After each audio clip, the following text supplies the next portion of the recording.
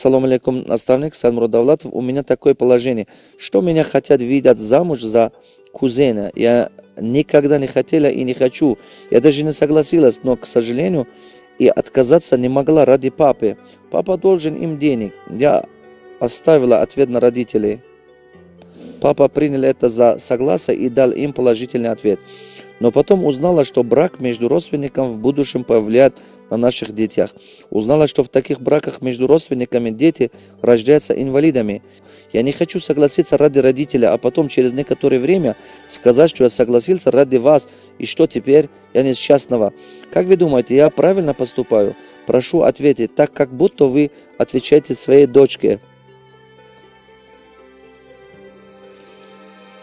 Потому что я хочу узнать, как относиться в таких случаях к женам.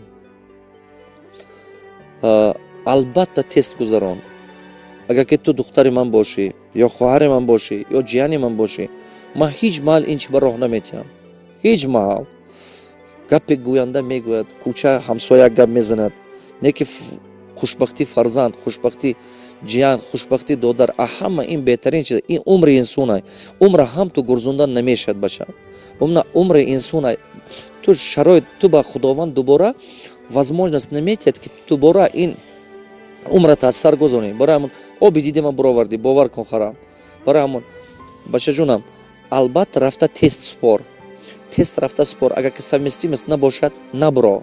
Накунам охил шавҳара. Падару модарат як ҳафта ё як маҳ ё як чиз зиқ мешанд. Баъд боз розӣ мешанд. Баъд мефаҳманд туя. Ту ояндаи ҳаётата насӯз. Ин хел накун.